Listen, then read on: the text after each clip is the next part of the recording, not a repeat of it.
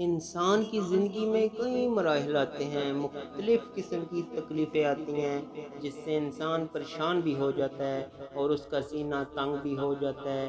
دین کے راستے میں ہو یا دنیا کے راستے، کامیابی آسان نہیں۔ نبی اکرم صلی اللہ علیہ وآلہ وسلم کی زندگی میں انہی سخت دشوار مرحلوں سے گزرنے کی ایک کہانی ہے۔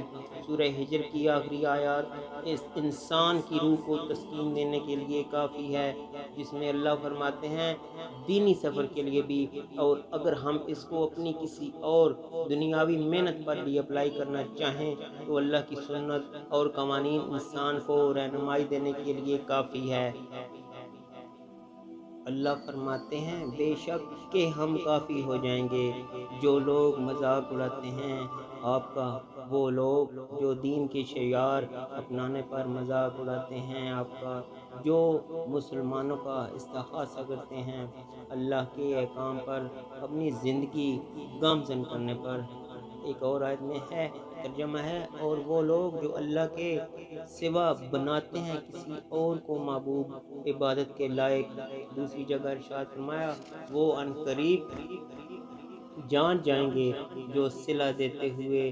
اللہ آگے فرماتا ہے ہم تحقیق چاہتے ہیں کہ بے شک تمہارا سینہ بند ہوتا ہے ان کی باتوں سے، ان کی کڑوی زہر آلود شکست سے، حوصلہ پست کرنے والی ہے اور ذلیل کرنے والی باتوں سے تمہارا راستہ تنگ ہوتا ہے۔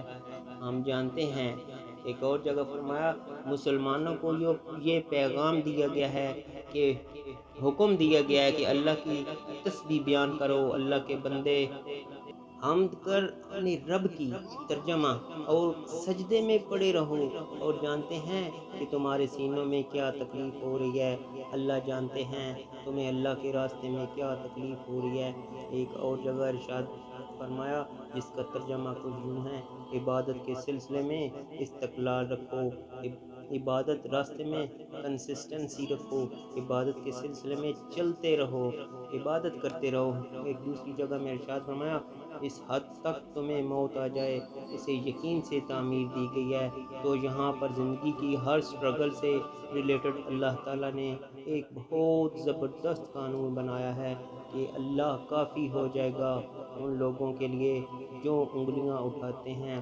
ایک اور جگہ ارشاد فرمایا وہ جان جائیں گے، ہم جانتے ہیں تمہارے سینے میں درد ہوتی ہے، تم تسبیح ہم پر اللہ کی بڑائی بیان کرو۔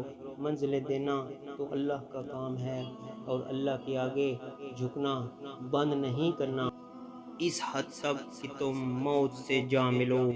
اگر ویڈیو اچھی لگی ہو تو سبسکرائب کیجئے، شیئر کیجئے اور لائک کیجئے۔